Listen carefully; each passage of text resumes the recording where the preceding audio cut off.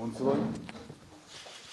Mirëdita të gjithëve, të nderuar qytetarë, të nderuar përfaqësues të medjave, më lejoni që së pari të falenderoj qytetarët të vendit tonë për maturinë dhe qetësinë e treguar dje gjatë mbarvajtjes së tërë procesit zgjedhor. Për këtë, dua të falenderoj edhe institucionet e Republikës që mundësuan që procesi të shkonte edhe mirë edhe sigur. Të nderuar qytetarë, lëvizja vendosje ka një histori vetëm 12 vjeçare, pjesëmarrje në zgjedhjet lokale. Por këto vite kanë dëshmuar rritje të pandalshme dhe të vazhdueshme. Në vitin 2013, për herë të parë garuam në zgjedhjet lokale dhe fituam kryeqytetin Prishtinën. Në vitin 2017, e rifituam Prishtinën dhe shtuam Prizrenin e Kamenicën. Në vitin 2021, shkuam në balotazh në 12 komuna dhe fituam Gjilanin, Kamenicën, Podujevën dhe Shtinën. Pas dorëheqjeve të kryetarëve në veri në nëntor të vitit 2022, në zgjedhjet e jashtëzakonshme në 4 komunat në veri, fituam gjithashtu edhe Mitrovicën e Veriut dhe Leposaviqin në pranverën e vitit 2023. Në zgjedhjet e mbajtura dje, sipas rezultateve preliminare, vetëvendosja ka fituar pa balotazh në Podujev, Kamenicë dhe Shtinë.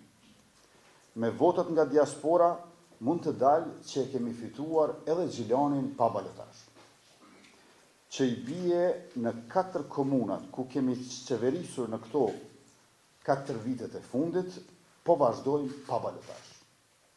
Ndërkaq jemi në balotazh në 12 nga 17 komuna sa kanë shkuar gjithsej në balotazh nëse e përfshijmë edhe Gjilanin aty. Të vetmet komuna ku lëvizja vetëvendosje nuk është në balotazh janë Klokoti, Sharri, Juniku, Klina dhe Theranga. Natyrisht, këto janë rezultate preliminare dhe pritet ende, pritet ende numërimi i votave të diasporës dhe i votave me kusht. Mirë po, këto rezultate tregojnë qartë se lëvizja jo vetëm që e ka ruajtur rritjen nga cikli në ciklin tjetër zgjedhor, por është ngritur si forca kryesore politike në Republikën e Kosovës edhe në nivelin lokal.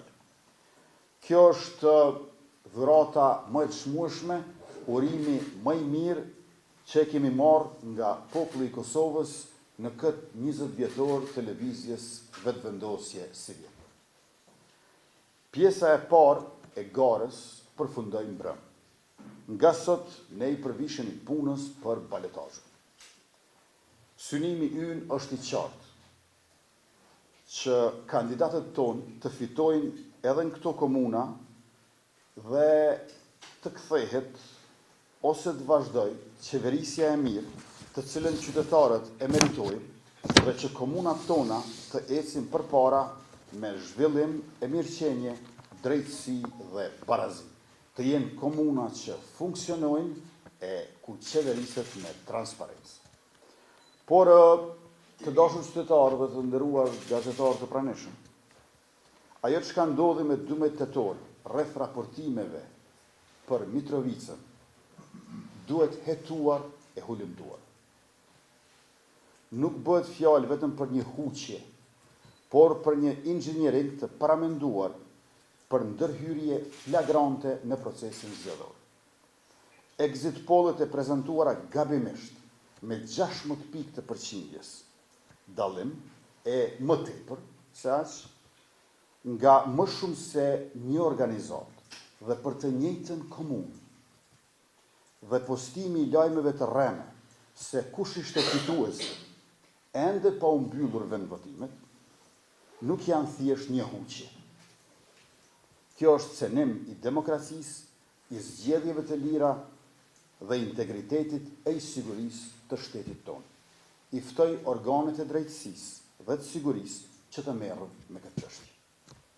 Të nderuar qytetarë, me 9 nëntor besojmë fuqishëm se do të fitojmë me Hajrullah Qekun në kryeqytet në Prishtinë, me Fatun Pecin në Mitrovic, me Artan Abrashin në Prizren, me Alban Hysenin në Gjilan, me Ardian Golën në Gjakov, me Taulant Kelmendin në Pej, me Jetën Rakën në Kaçanik, me Suleman Mehollin në Vushtri, me Valon Prebrezën në Fushkosov, me Halil Thaqin në Kastriot, me Ali Dulën në Rahovec dhe me Arsim Ademin në Viti.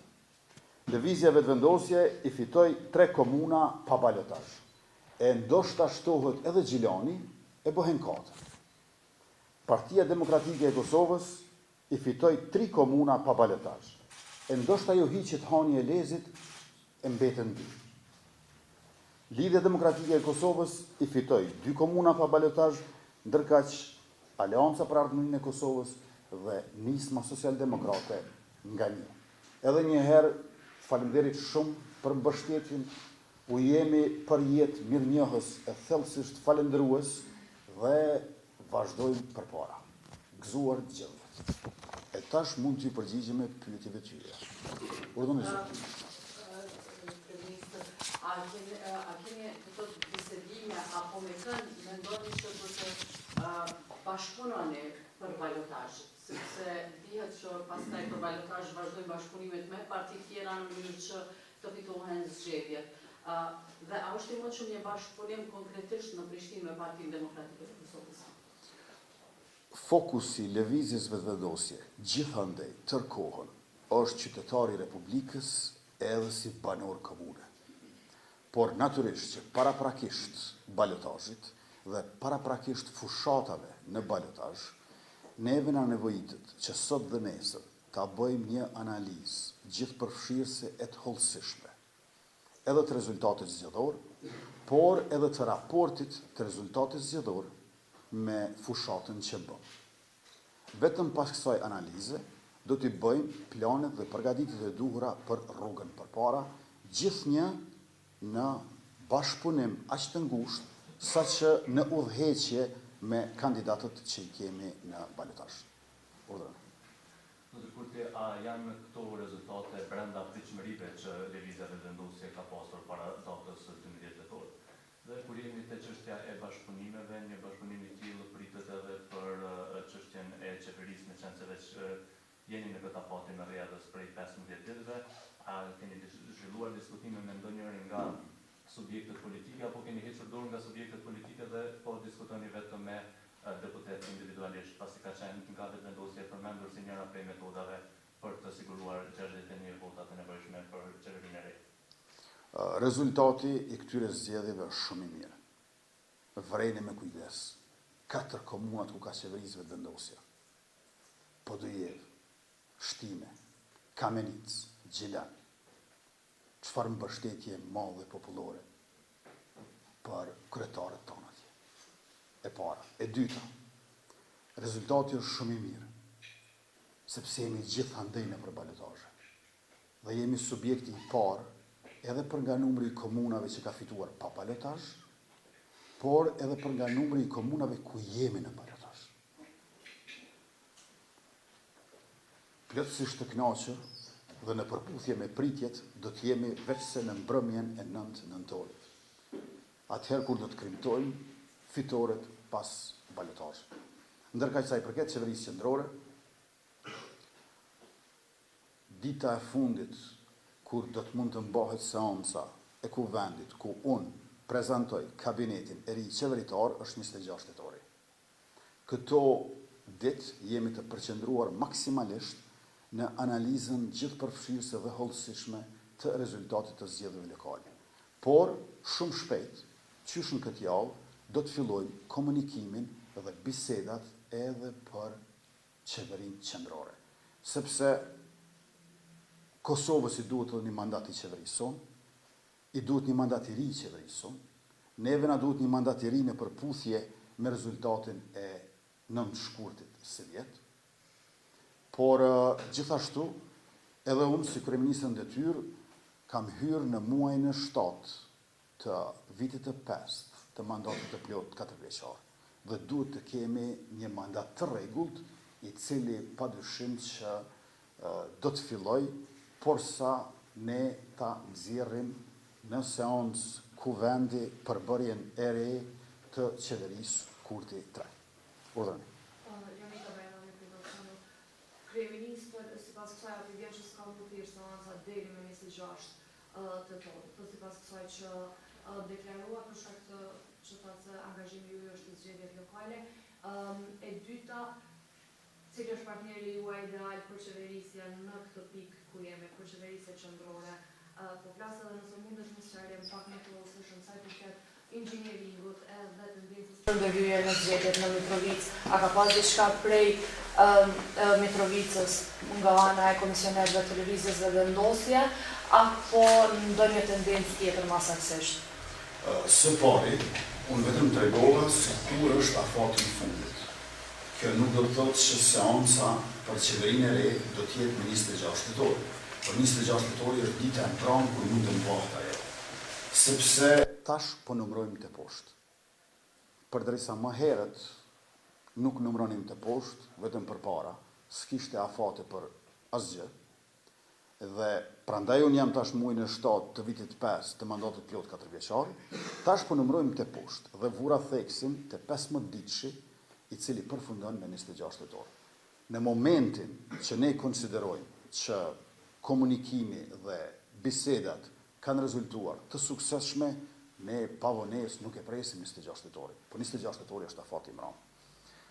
Sa i përket Mitrovicës, prej orës 10 të mëngjesit është propaganduar maksimalisht se si në komunën jugore të Mitrovicës po fiton kandidati i PDK-s pa balotazh dhe madje me fitore të thellë. Minimalisht për 16 pikë të përqindjes ka pasur huqje. Por këto huqje kanë qenë të njëjta nga disa burime dhe në të njëjtën komunë. Kjo do të thotë se ka diçka unike si për tyre, por i përket organeve të drejtësisë dhe të sigurisë që ta hetojnë e hulumtojnë këtë cenim të integritetit të shtetit, të sigurisë së shtetit, përveç se natyrisht të votës së lirë të qytetarëve dhe të zgjedhjeve demokratike. Për partnerën për qeverisën qendrore? Komunikimi dhe bisedat që do të zhvillojnë janë ato të cilët do ta përcaktojnë përbërjen e shumicës së re në Kuvendin e Republikës që do ta votojë qeverinë Kurti 3. Tash për tash duhet t'ja lënë kohën komunikimeve dhe bisedave që do të zhvillohen dhe unë nuk mund të flas më shumë se kaq në këtë fazë. Po të parin kanë keni me atje?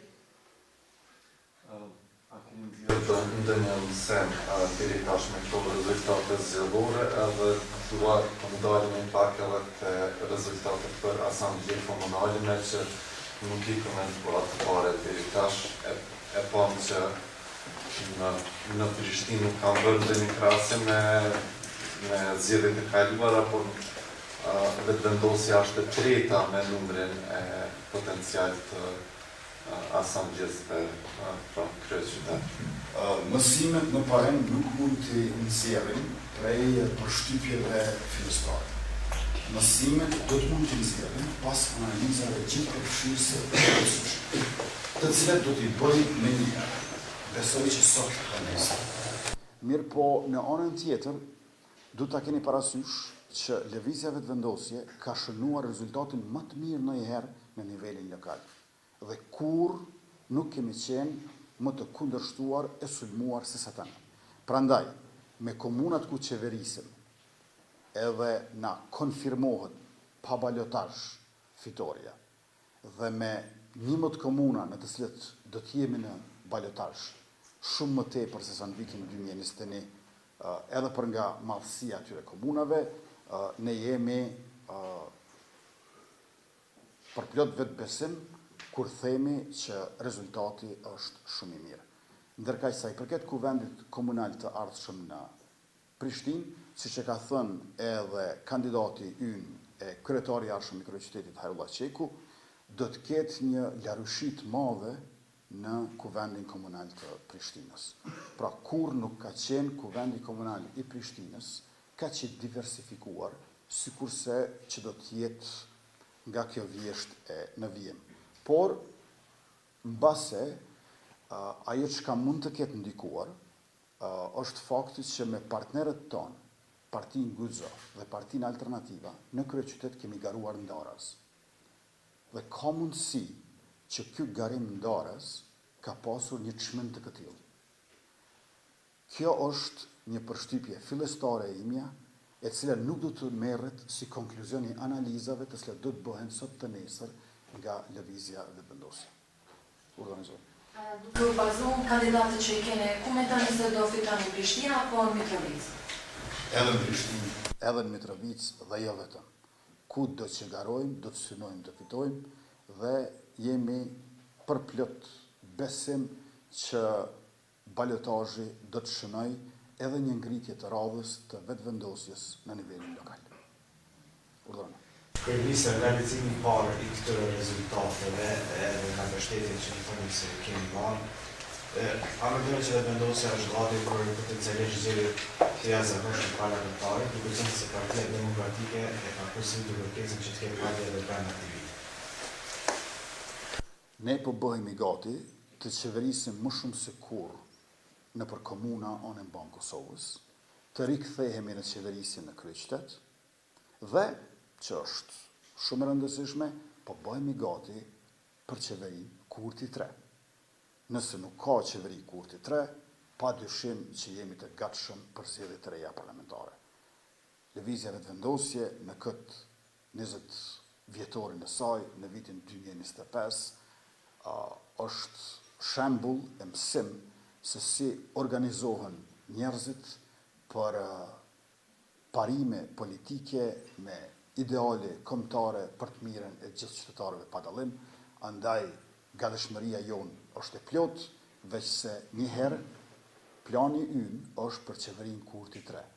Dhe për këtë po përgatitemi ne, besoj që për këtë duhet të përgatiten edhe të tjerët. Faleminderit shumë.